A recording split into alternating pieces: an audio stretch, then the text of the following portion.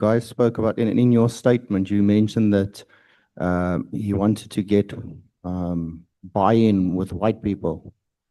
Mr. Mashlangu felt uncomfortable with, he thought that because the person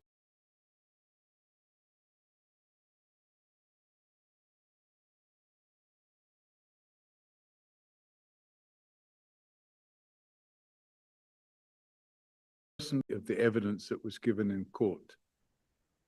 And then I received personal accommodations from the station commander of the detective branch, which at that stage was Colonel Badenhorst. And I got a phone call one day in 1994, and I'm told, you have been nominated as the Policeman of the Year for Johannesburg. So then I received the cup, and there was a newspaper article, and I looked everywhere for it, but I couldn't find it. But there was a cup, and I kept it for a year and then handed it back. Thank you. As a police reservist, was there any specific role assigned to you as a reservist that you were actually specifically, expected to perform? What was your role specifically? Was it a general crime prevention, or there was a specific role that you played as a police reservist? So in the first period, it was crime prevention, as you've suggested. And then after I was posted at Boyson's police station, I was in the detective branch, and then I would accompany another detective. So detectives, it may be different now, but 25 years ago, detectives didn't go on duty on their own. They went in pairs. So I used to go, I used to get paired with another detective, and we would go and work shifts. And sometimes we do what we call hot cases. That's where an incident takes place, and you get leads and you run with the incident until you can crack the case. So they call it the first 24 hours. I think there's some people refer to it as the first 48 hours, but some cases are cracked if you work on them quickly. And what I used to do was say, hey, whether it was intuition, I suppose it was in my DNA to follow certain cases and crack those cases. And the people that I worked with were quite impressed. And we used to do that and crack those cases. Yeah. Well, thank you. Are you aware that at the time of your joining the South African police, the South African police was actually very notorious for its brutality to suppress popular uprising by oppressed people, Black people in this country? You should have been aware at the time when you joined. What really motivated you to join as a reservist at that particular moment in time? Chair, if I can say, today is the 12th of February. And on the 12th of February, 1990, Nelson Mandela was released from prison. And the country had started to move in a direction where it was moving towards democracy. And I think by 91 or 92, I was involved with a company called Sage Properties. We were running a large property portfolio, and I was approached by an agent who said they wanted to rent a building for the ANC, and they identified a building at 16 Frederick Street. So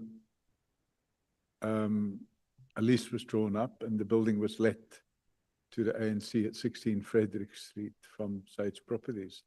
And a short while after that, an oil company called Shell, they decided to donate a building called Shell House to the ANC.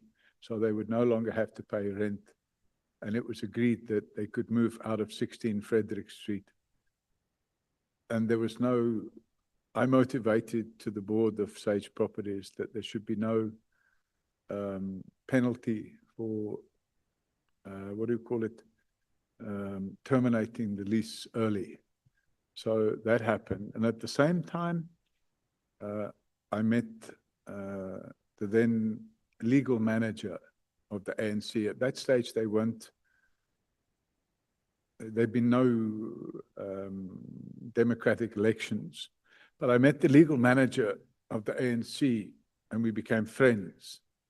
And his name was Matthews Porsa, and we're still friends. And around the same time, Thank you. around the same time, I took a decision to help in the police by reducing crime in Johannesburg, but obviously not in a way that would have been, well, there was no constitution then, but not in a way that would have been unconstitutional in terms of some of the things that had previously been going on between the police and the majority of the community. Well, in fact, concomitant with that, I mean, the release of Honorable President Mandela in 1990, but violence actually, especially at that time, especially black on black violence was at its peak. It was mind-blowing. During the time when you actually signed up as a police reservist.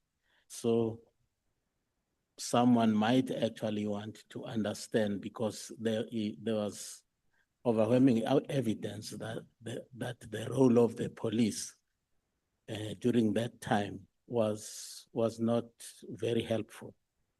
So much so that actually other people said that there was a third force which was fanning those flames of violence.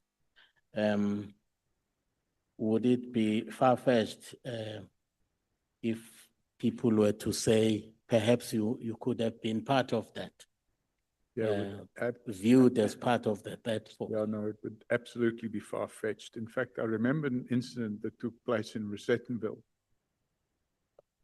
in 1993.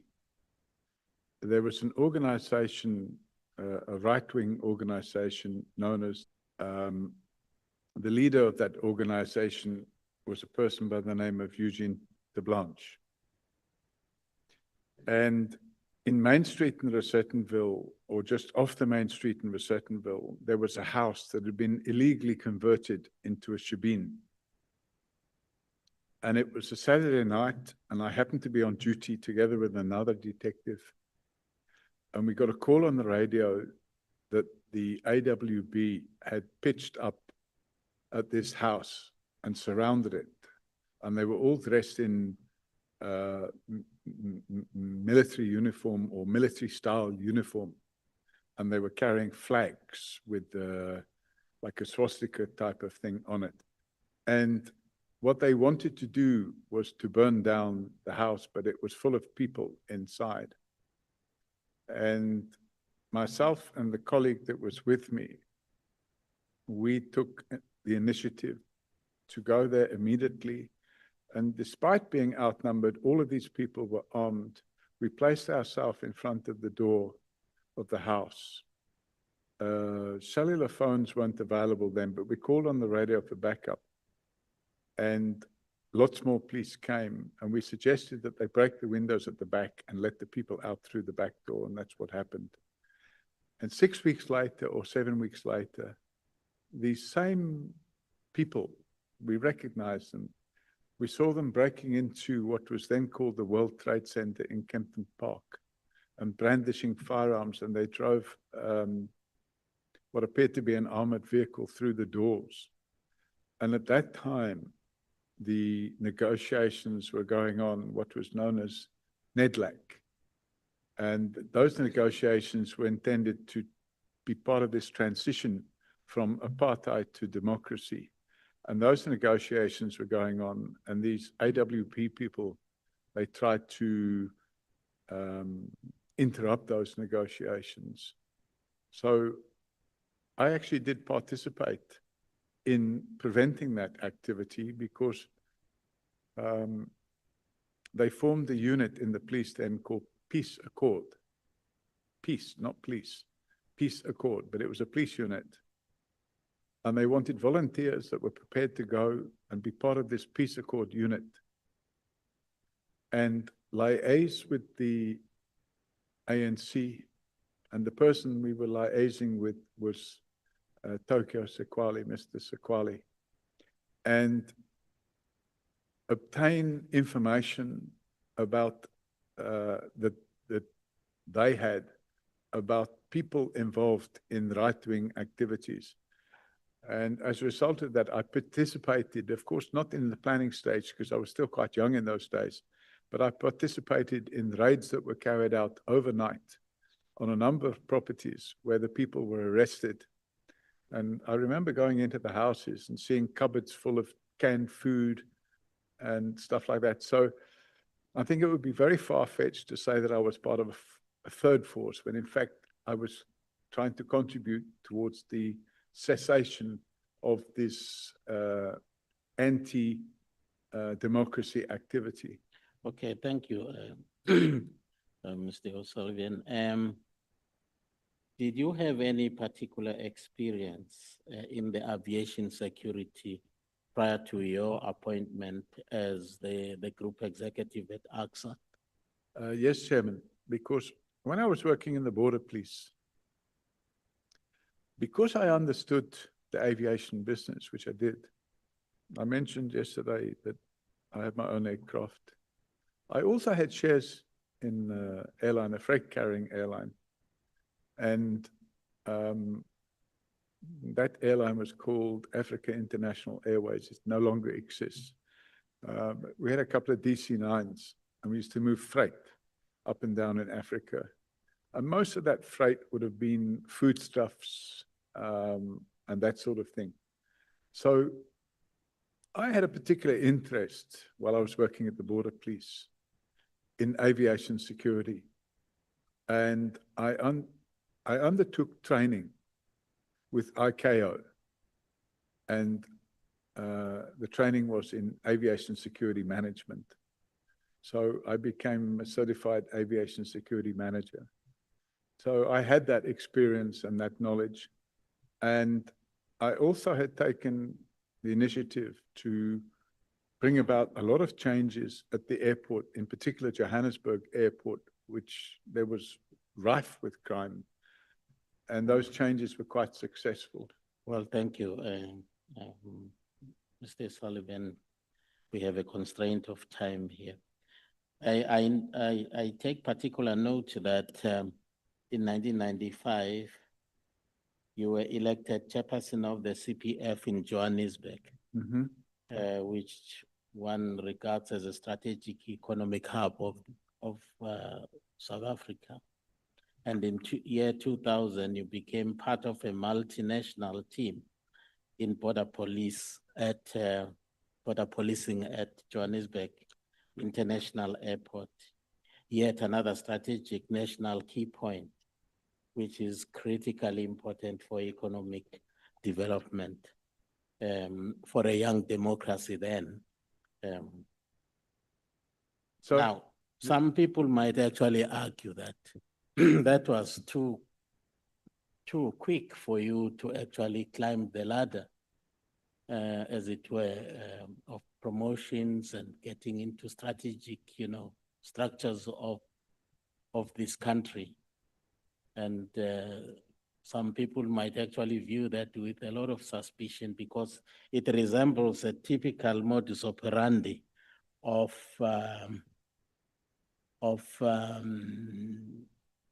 agents, if I may say so, of some dubious forces that were hell-bent on undermining the future of this democracy.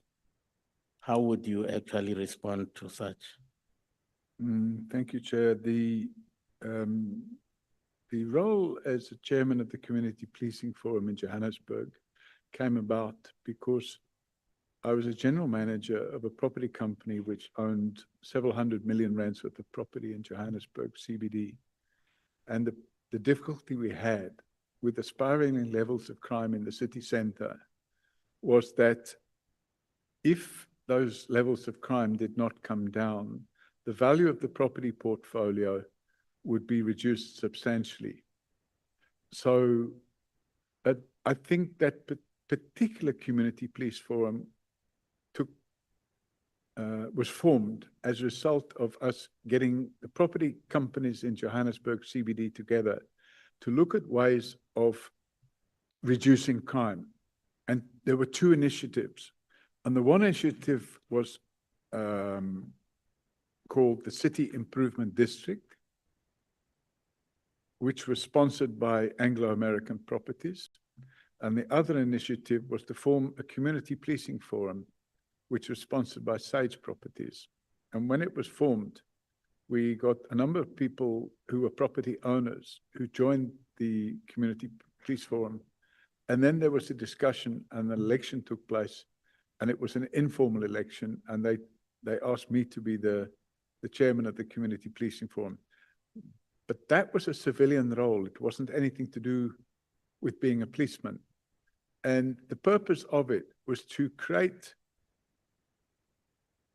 what I suppose you call relationships between the community and the police, with a view to carrying out closer ties between the police and the community to ensure that crime would be reduced. And that's what led to the installation of the commencement of Johannesburg City Watch and the installation of closed circuit TVs in the streets. So that was more of a crime prevention role. And the work at the airports came about purely by accident. I was approached by Superintendent Paul Mills, who was in charge of the border police at the airport. And he approached me, and I'd never met him before in my life. And he told me that they wanted to form a reservist unit at the airport. And he knew that I'd been training reservists, and they specifically wanted to have reservists that had language skills. In other words, people that could speak French or German or Italian or Russian or Bulgarian, Gujarati, Chinese, that sort of thing. So obviously, I had knowledge of some of the students that we trained that could do that. So I put word out, and we managed to get a few students together. I think there was about 35, and in fact, by that stage, they were reservists. We got about 35 reservists, and they were all brought to the airport, and we started that reservist unit. And the intention of that unit was nothing more, nothing less than to reduce crime. Well, thank you. In paragraph 33 of your testimony, there is somewhere you mentioned that you were elected as vice chairperson of the National Aviation Security Committee. Mm-hmm. However, you were asked to resign. Why was Nikok not happy about your election to that position? So Nikok and The General Selebi. The National Aviation Security Committee was a national committee that dealt with the implementation of the ICAO 17 rules. Now, the ICAO 17 rules is to make sure that the airports in South Africa would meet the global standard for ICAO 17. In other words, to prevent terrorist activity in the aviation industry. And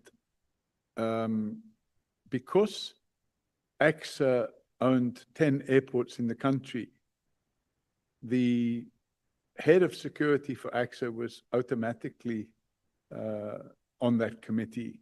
because the National Aviation Security Committee dealt mainly with the airports that were owned by.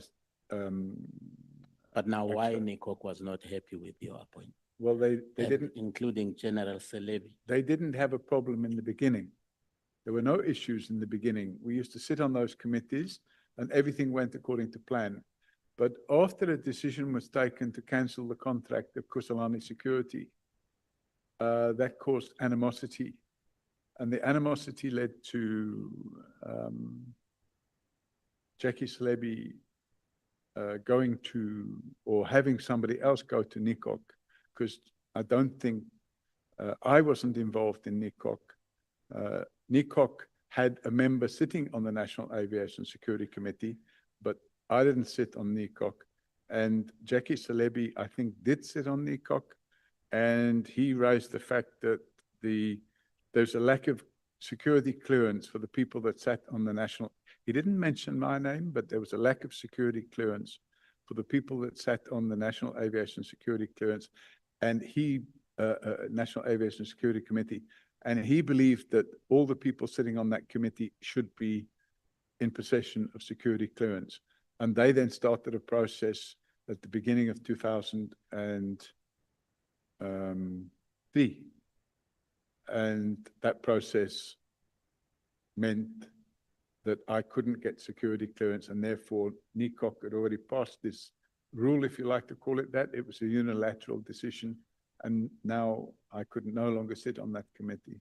Was it not that they had discovered that you were a potential security risk because of one, you did not have that top secret security clearance, and secondly, that you actually were in possession of, multiple citizenship? No, unfortunately, at that stage, there was no requirement for members of the National Aviation Security Committee to be in possession of security clearance. It was something that was retrospectively brought in, or well, it was brought in afterwards, after the cancellation of the Kusalani contract.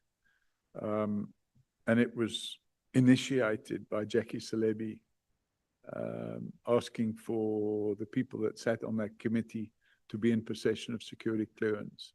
Nobody had ever spoken to me about security clearance for the first, let's say, 18 months that I was working at AXA. It just popped up out of the blue.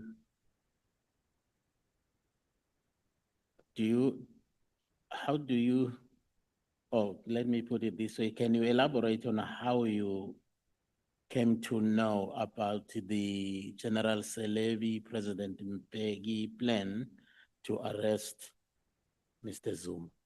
So Which you are actually alluding to on paragraph 37 of your.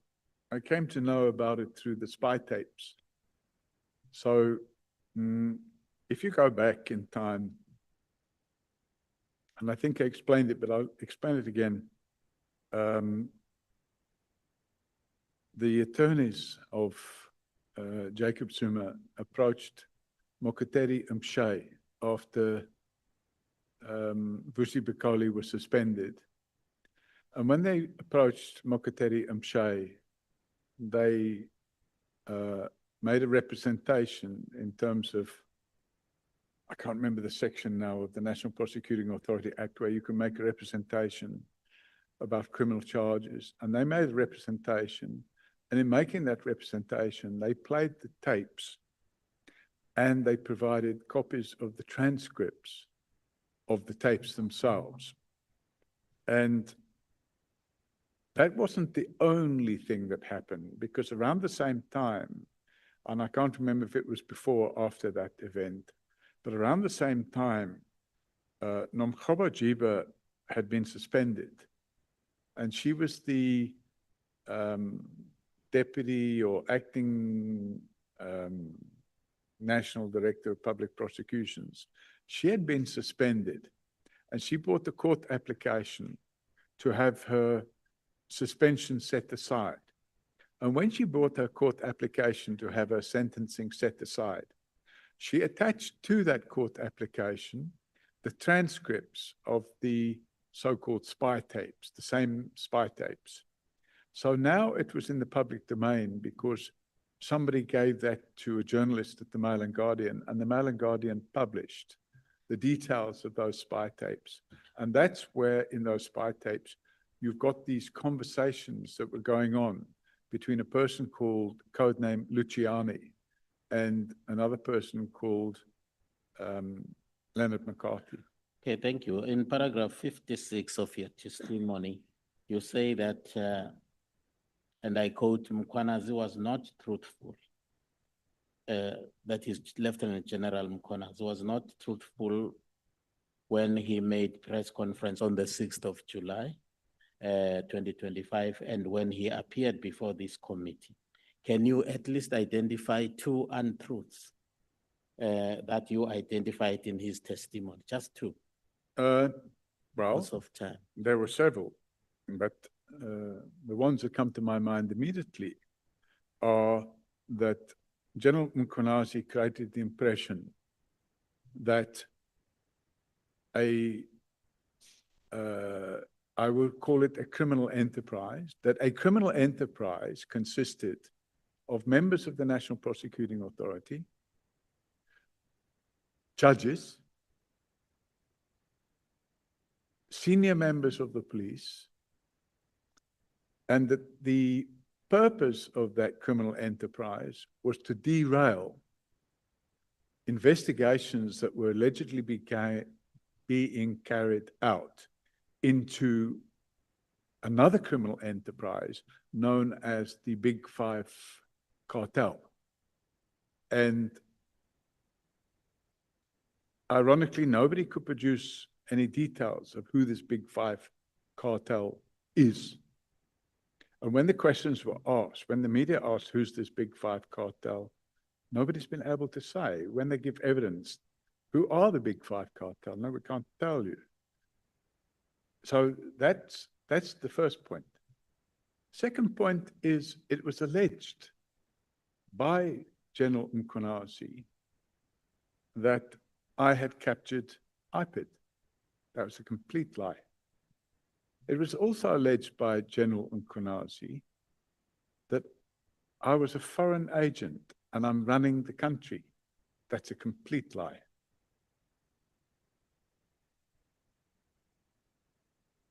With regards to your having captured IPID, Mkhwanazi's averment was corroborated by Mr. Nkabinde, Well, of course it who would be. actually appeared before this committee.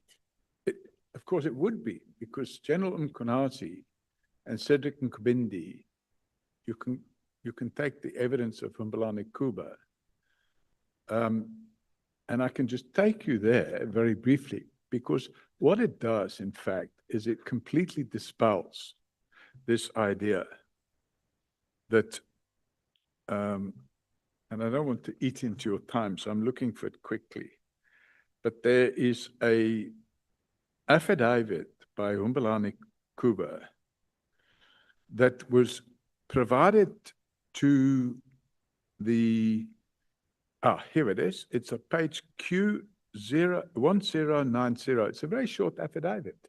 And I would like to suggest that we have a quick look at it, because this is the affidavit. And by the way, I pulled this from the website of the Sondo Commission. This is the affidavit that Humbalani Kuba placed to the Sondo Commission. Yeah, I'm sorry, I did read that. Okay, well, the relevant portion, if you turn to page 1092, paragraph 9, he says, on or around February 2018, I was informed by General Nemotansela that there is someone who would want to meet me privately in Sandton. I refused to meet with such person in Sandton and insisted that the person should meet me in Pretoria. I then went to a location within Pretoria to meet General Nemotansela, accompanied by Mr. Matt Lekeng and Mr. Gibson. However, the two investigators remained in the car. During the meeting, General Mkhwanazi introduced me to General Mkhwanazi. I know General Mkhwanazi from the investigation of the rendition case, which I dealt with in the past, and have respect for him. General Mkhwanazi told me he had a 204 statement from With due Mr. respect to Nkobindi. Mr. So I'm just Sullivan, saying this links General I've Mkhwanazi read with that. Mr. Nkobindi. I've read that. So that explains the corroboration that took place 9 years later at this committee. Well, in paragraph 62, you are actually alleging that there was, in inverted commas, rampant criminal activity within PKTT. And you're basing that on 4 sworn statements, which were supplied to you by an anonymous supplier.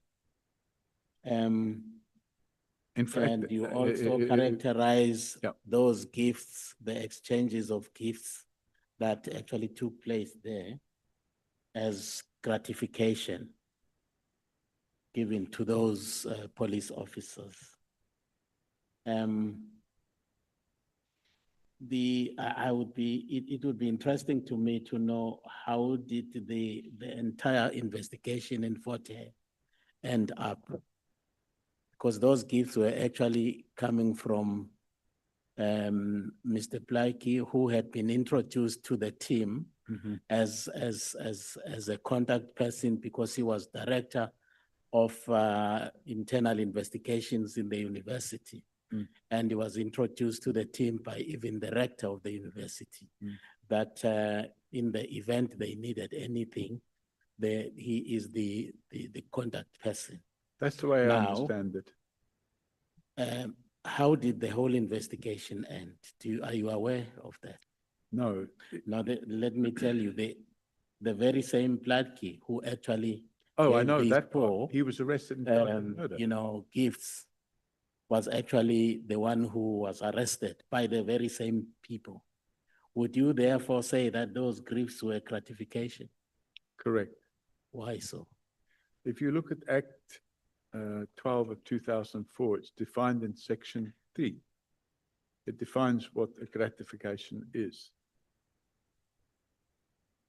And those gifts, whatever you want to call them, they amount to gratification in terms of Section 3 of Act 12 of 2004.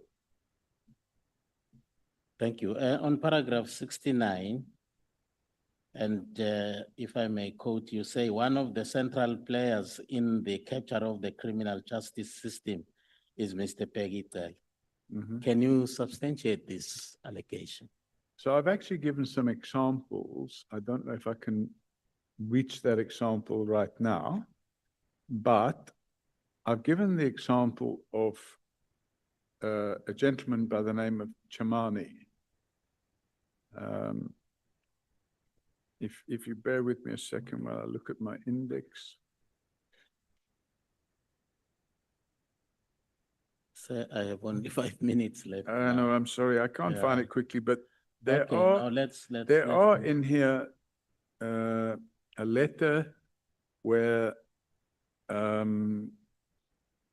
Commissioner Masemola introduces everybody in the police to the new head of legal services in the police. And it's a gentleman by the name of, I can't remember his first name, but his surname is Chamani, C-H-A-M. Here we go. It's page 242. So if you have a look at that 242, there's a file note, and I sent this file note back then.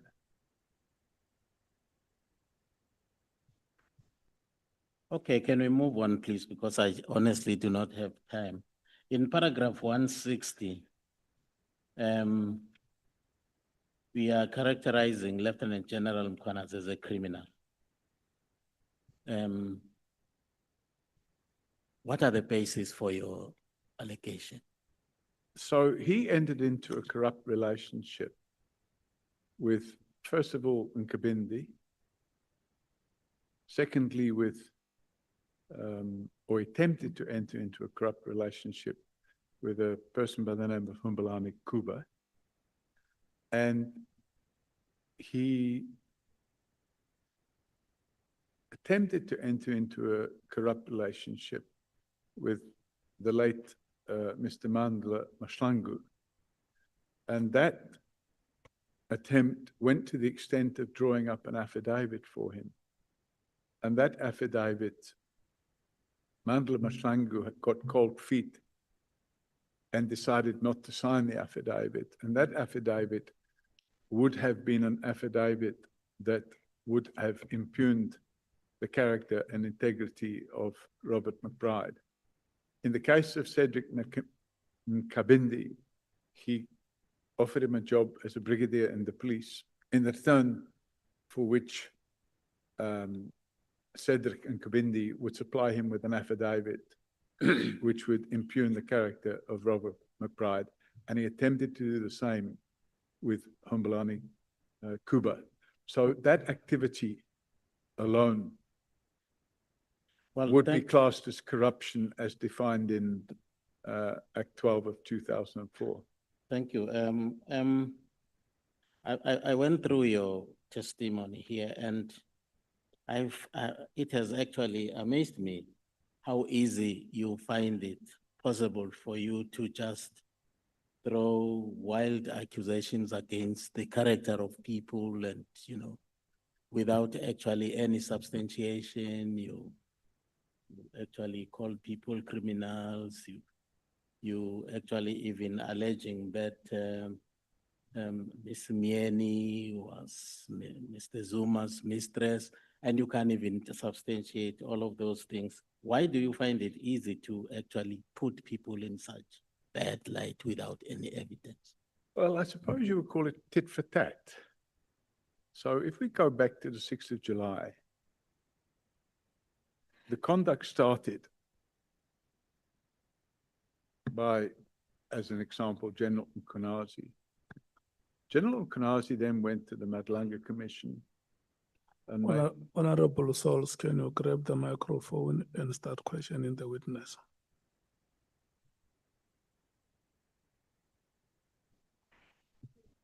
Thank you, Chair. So I'll be going until the Chairperson, you and I must always agree first. Until what time am I going? Outlook. What time?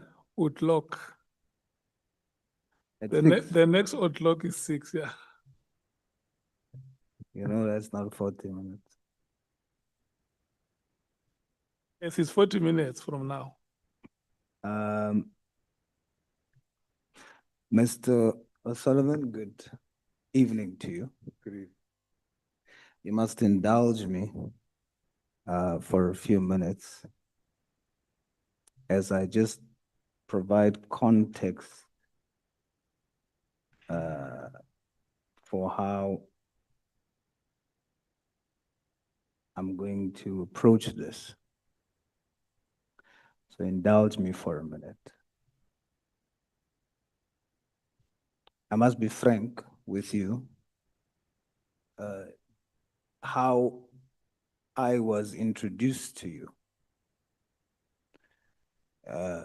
not in person, but through the committee engagement of you having to come here. And I must be frank with you, I hate how you introduced yourself to us. As someone who encountered you for the first time, you came across as very rude.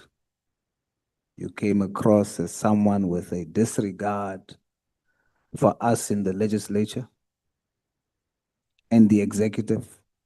Then when I listened to you when you testified, you further confirmed that here in how you addressed our leaders, for example, our President, His Excellency, President Ramaphosa, by addressing him on a first name basis. then your posture of dictating conditions to us created a perceived expression of a default colonialist mental setting. But, Mr. O'Sullivan, no matter how I feel personally about how you've been introduced to me, and it's important that I remind myself why I'm here. I'm not here to assess how your behavioral conduct is or the lack thereof, but I'm here to test the submissions that you put before me or before us.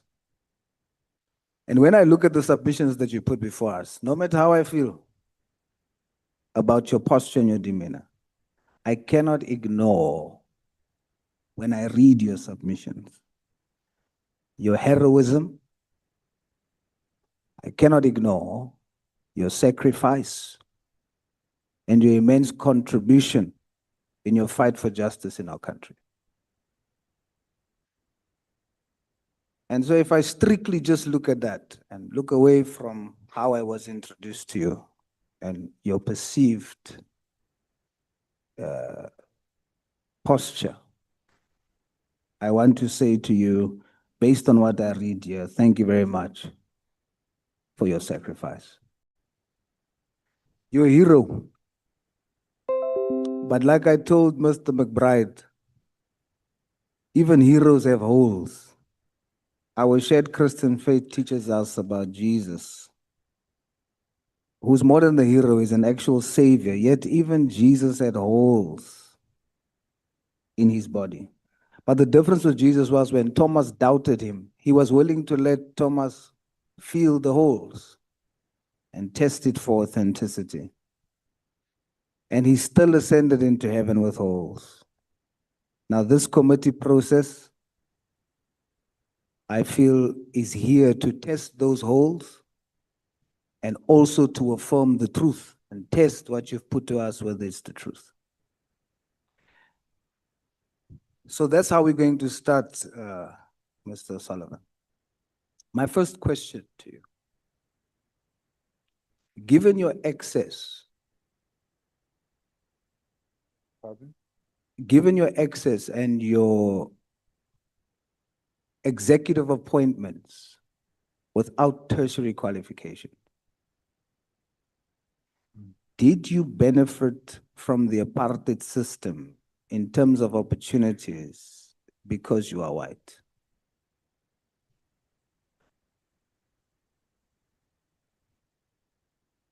So my approach to that is that I didn't. Sorry? My response to that would be that I did not approach or benefit from the apartheid system because I'm white. However, I want to qualify that, because if I have to be brutally honest with you, in the initial years when I came in South Africa, and sorry, I'm in a bit of pain. When I first came in South Africa, it might be construed that I did benefit from the apartheid system, because it might be that after 1994, it might be that I would not have received permanent residence. It might be that the rules changed and I would not have qualified for permanent residence.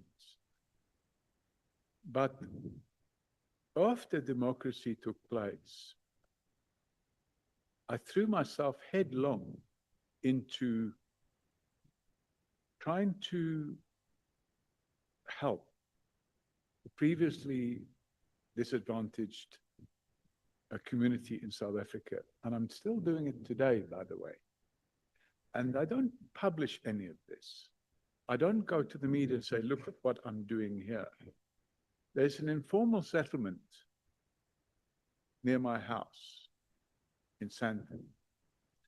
There's about 175 people living there, and some of them are school children. And every Christmas and every Easter, we put on parties for the children. In addition to that, they don't have electricity. So I purchased solar panels and put them on the roofs. And the year before last, I donated a very large gas braai facility for them. I communicated with the city of Johannesburg and asked them to put in, and they did put in, 3 toilet blocks and sewage. I managed to get that done for them. And I still, to this very day, communicate on a regular basis with those people. And I've been trying to assist them, but that's just one project. There are other projects as well. Mr. Sullivan, Okay, sorry. no doubt. What you've now added is you're not just heroic, you're not just a hero, you're also a compassionate one. Yeah. And I'm not disputing that. What I'm dealing with that question is that let's be logical. When someone like me sits and I look at how is it that you held executive positions without the necessary qualifications? The only answer that's plausible is that the system at the time benefited you because you were white. If I look at the letter that was written on your behalf by the Member of Parliament, the tone of the letter also speaks to the fact that there is an understanding that because you're a white man, there would be some concession and benefit in terms of opportunity. The MP says in the letter, it would be a great benefit to white people in South Africa. When you write, you make sure to stress that you are learning Afrikaans. There's an undertone of intentionalism based on how the apartheid regime would give opportunity to white people in senior positions without qualification. Now let me qualify to you that I put that to you, that the reason why that was overlooked is because you are white in an apartheid system. But what you did with it is that when you entered the door, you then used your entry to fight crime, to fight corruption, and to do what you've just explained to me now. Even in our system now, the system benefits certain people that hold senior positions without the necessary qualifications. But some of them are using it for corruption. So it is from that angle that I come from to say that the apartheid regime has benefited you. Now, before we delve into your evidence, yesterday you testified that in the spirit of transparency, you testified yesterday that a Mr. Mia spoke to Mr. Nare and said that the general will get them out. He's in the pockets of, you mentioned the name, I forgot the name.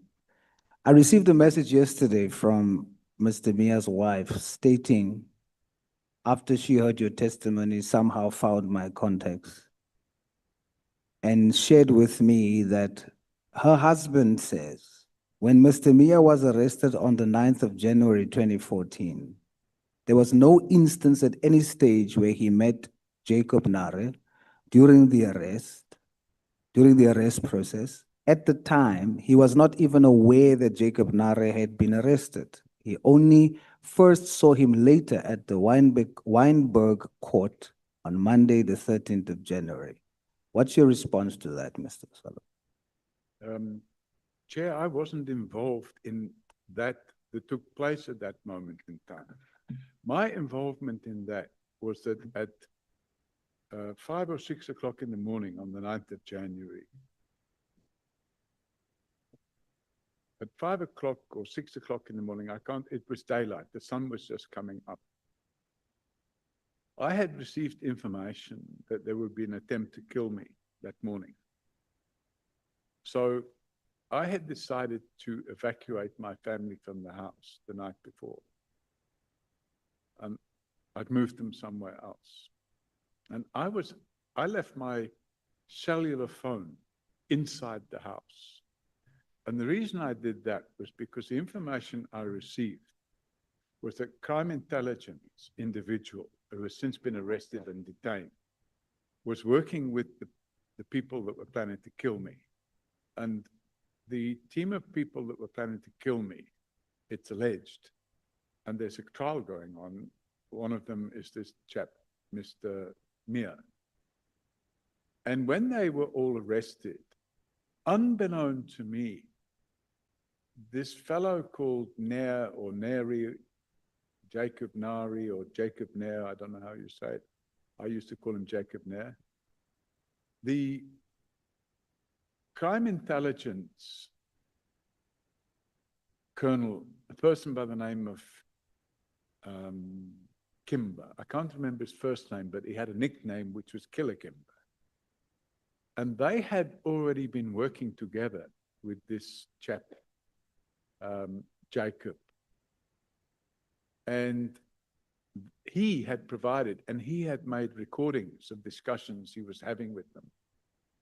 And he made a sworn statement stating that which I alleged yesterday. And I've seen that because it's part of the docket against Radovan Krejcir and the 7 other people that were out that day to have me murdered. All right. So that's, you know, I have no first-hand knowledge. I wasn't present when these things were said, but I've seen the sworn statement. All right. Now let's begin by debunking the allegation here that you were paid from the Secret Service Fund. Now I've read this statement and I have a different view from what has been said earlier. So just so that we confirm, the document that you have that we were given by Honorable James, that document, you did not produce it to the committee. It was brought by Honorable James, and today is the first day you see it, correct? The first time I've seen it today. Right. So you are not using this document in order to make us see you in a certain way, because you've never seen this document. That's correct. Sir. Now let's go. I think it's important for us to debunk this. This document says, a request for an advance from the DSO confidential funds. But if you look at what you produced or gave us on page 282. 282. Let me have a Yes. look. If you look at that attachment, So let me just go to it. 282.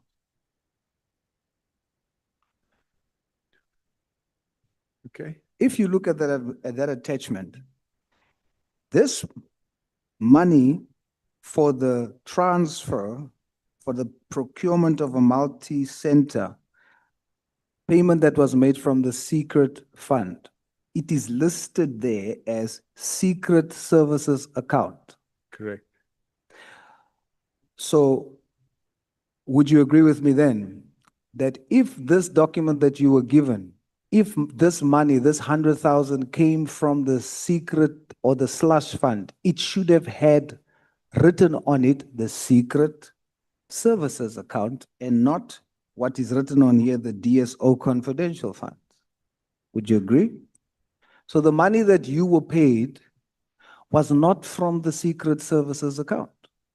No, it came from now. I didn't know where it came from then, but now I can see it came from the Scorpions confidential funds.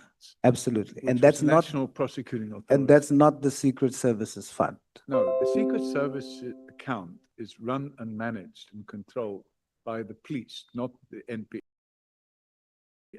Yes. So we are debunking the notion that you were paid from the Secret Services account based on what was produced here. Yeah. Let's go a little bit further.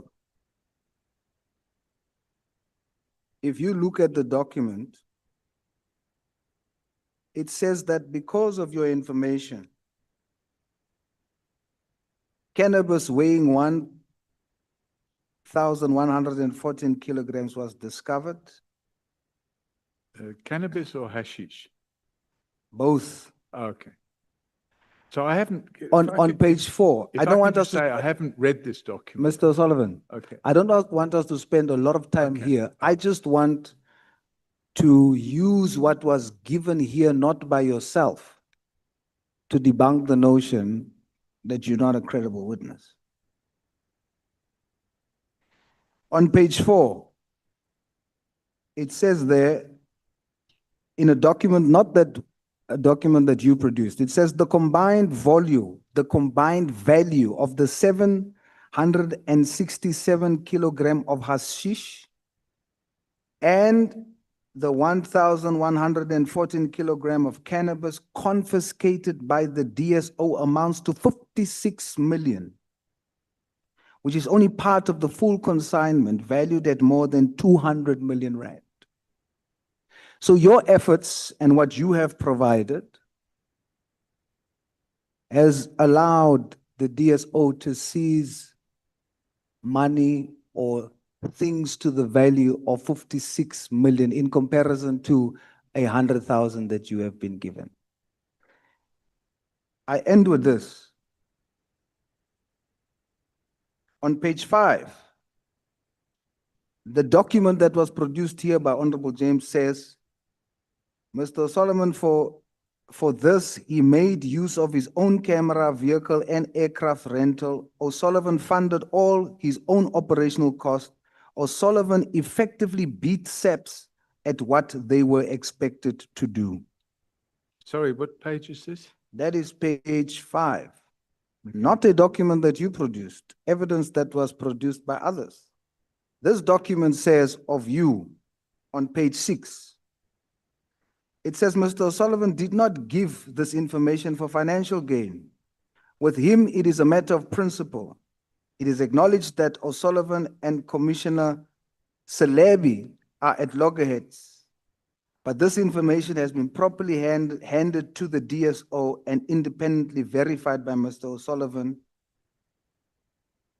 Mr. O'Sullivan has a motive of revenge against Commissioner Celebi, but this case, other than him being a policeman, does not at this stage aim in any way to implicate Celebi directly. It is recommended that Mr. O'Sullivan be paid an amount of 100,000 as a reward in lieu of his time, effort, money, successful recovery of a large consignment of drugs, and the prosecution of the syndicate.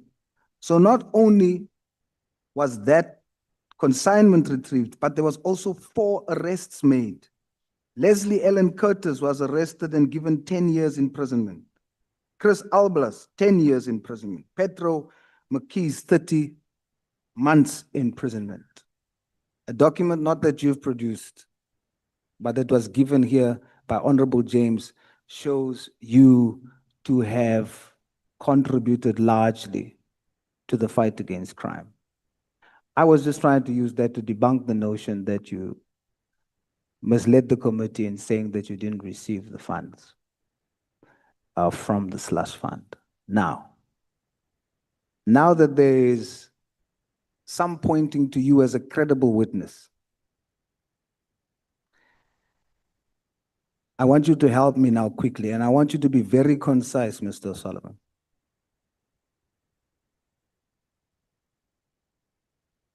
When you looked at the press conference of General Mkhwanazi, what impression did that give you? Very concisely.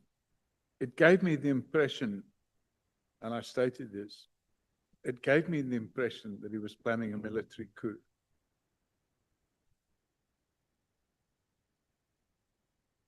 So as an expert of forensics and fraud and your experience in the military and police, what was your major concern for the country and the safety and security of this country when you saw that? Well, Chair, I'm trying to give a quick answer, but I have to qualify it because at the time when he gave that media conference, I knew of his history because he had been involved in this incident that took place at IPED. So I knew that he wasn't this knight in shining armor that he was portraying himself to be. And when I read between the lines, and I don't know if it's true, but I believe it's true, I'm the only person that paid somebody to have that whole press conference transcribed.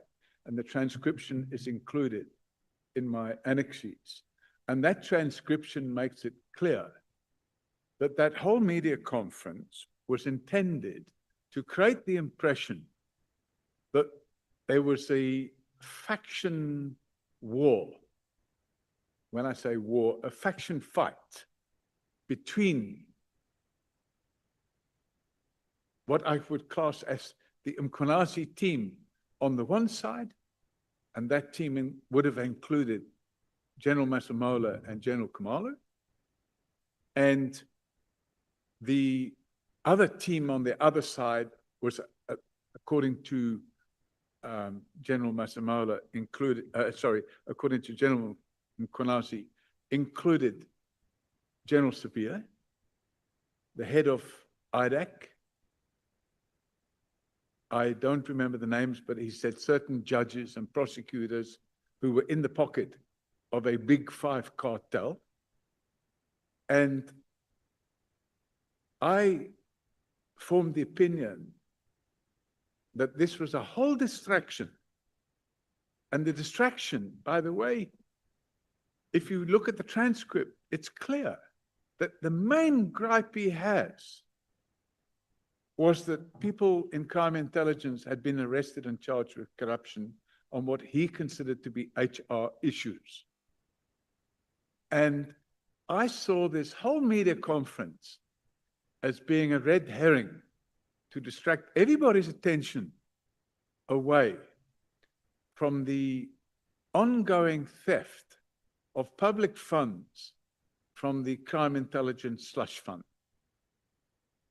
And in order to do that, we create chaos. What is the purpose of having the whole of the senior management? If you're going to have a media conference, why do you need the whole of the senior management of the KZN police? Why do you need to have 8 people, 4 on each side of you, or 6 on each side of you, dressed in combat uniform, wearing face masks? The whole thing was stage managed. And the only purpose, in my opinion, of that conference was to destabilize further the already unstable criminal justice system. On page 217, you don't need to go there. I hope that you can remember just because of time. There are affidavits from a few officers about the Fort Hare affidavits. Mm-hmm. These are members in the PKTT. That's correct. Why did you submit that evidence? What are you trying to tell us? Because these were sent to me. And it was sent in 2024, I see. It was not sent. So the motivation for sending it was not after the press conference. It was before the press conference. Correct. What is the contents of those affidavits? The contents of the affidavits, as I explained earlier, Chairman, are that a person who was actually the main suspect in that particular leg of the investigation was bribing the members of the PKTT. He was supplying, I can't remember who got what, but 10,000 to one guy, 2,500 to another, 5,000 to another, and a bag of new clothes to another. And if a suspect is going to be providing gratification to people that are supposed to be investigating these crimes, it ends up being a distraction.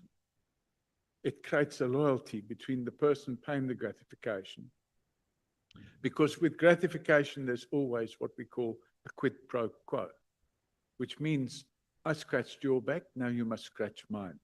Are you testifying to this committee that affidavits was given to you by members of the PKTT, some members in the PKTT, admitting that they have been receiving bribes? No, Chairman. The affidavits were given to me by a member of the PKTT who knew about the